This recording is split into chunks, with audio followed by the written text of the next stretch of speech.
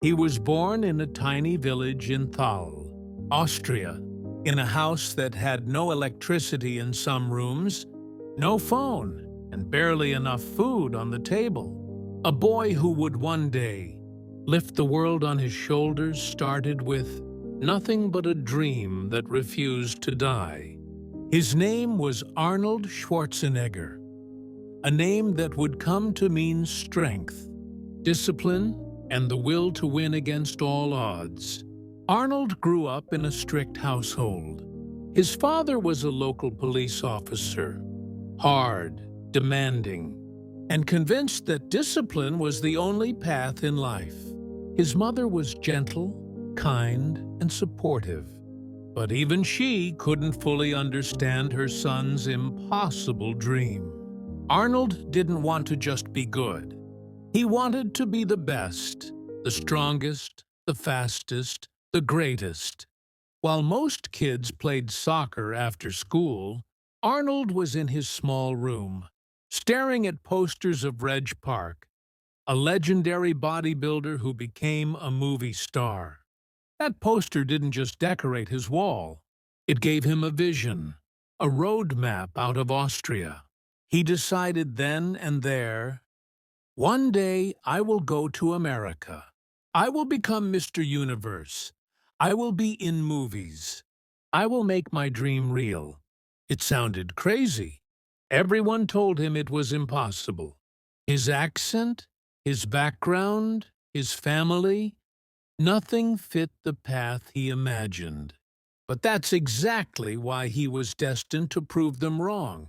At 15, Arnold picked up his first barbell.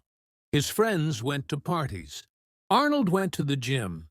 He woke up before dawn, ran uphill through the cold fog, and trained until his arms couldn't move. His father thought he was wasting his life, but Arnold saw something they didn't. The future. He said, "You have to have a vision. When you have a clear vision, everything becomes possible." Then came the military. At 18, he was required to serve in the Austrian army. But his passion didn't stop. In the middle of military training, he risked everything. He snuck out of his base to compete. In the junior Mr. Europe competition in Germany, he was caught, punished, and put in military jail. But when he came out a champion. He had won the competition. That was his first taste of victory. The moment he knew his destiny was real. When his service ended, Arnold moved to Munich, training and saving every penny to get to America. He worked as a bricklayer, a personal trainer, anything that could keep his dream alive. His English was poor. He had no connections. But he had one thing that no one could take away: hunger. In 1968, he finally landed in America, a foreign country, a new world. He arrived with just $27 in his pocket, but his confidence was limitless. He trained at Gold's Gym in Venice Beach, surrounded by the best bodybuilders in the world. But even there, Arnold outworked everyone. He trained twice a day, studied business at night, and learned English on his own. Within a few years, he won Mr. Universe, then Mr. Olympia, and then again, and again, and again, 7 times. He didn't just win titles. He changed the entire sport. He showed the world that bodybuilding wasn't about ego. It was about discipline, focus, and vision. But then, when he had conquered one world, he moved on to the next. Hollywood. Producers laughed at him. They said, "Your body's too big. Your accent is too strong. Your name is too long. No one can pronounce it." But Arnold didn't listen. He remembered his first rule: trust yourself. He took small roles, learned acting, and kept training. Until one day, a role came that would define him forever. The Terminator. He didn't just play the character, he became it. The movie exploded globally, and Arnold became a household name. But it didn't stop there. He used his fame and business mind to build companies, invest in real estate, and start ventures long before he was famous. He once said, "I made my first million not from movies, but from real estate." He believed in working smart as well as working hard. Then came politics. The world watched as the boy from Austria became the governor of California, one of the most powerful political roles in America. The same accent people once mocked became his trademark. The same discipline that built his muscles now built his leadership. Arnold lived his life by what he called 6 rules for success, and every rule was written through his own journey. Rule number 1, trust yourself. You have to believe in your vision, even when nobody else does. No one will see it the way you do. And that's okay, because your dream was given to you, not to them. Rule number 2, break the rules. Don't follow the crowd. Arnold never followed the traditional path. Not in bodybuilding, not in movies, not in politics. You can't be original by doing what everyone else does. Rule number 3, don't be afraid to fail. He failed auditions, lost competitions, made bad investments, but he always got back up. He said, failure is not the opposite of success. It's part of success. Rule number 4, ignore the naysayers. If he had listened to the critics, he'd still be in Austria working a small job. He once said, when someone says no, you hear yes, just figure out how.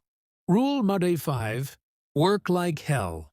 Arnold trained 5 hours a day, studied at night, built businesses on weekends. He never wasted a moment. He said, there's 24 hours in a day. Sleep 6. Use the other 18. Rule number 6, give something back. After all the fame and success, he dedicated himself to helping others through charity, youth programs, and motivation. Because success without contribution is empty. Arnold's life proves that success isn't about luck. It's about consistency, clarity, and courage. He wasn't born special. He became extraordinary through relentless effort. There's a quote he often repeats.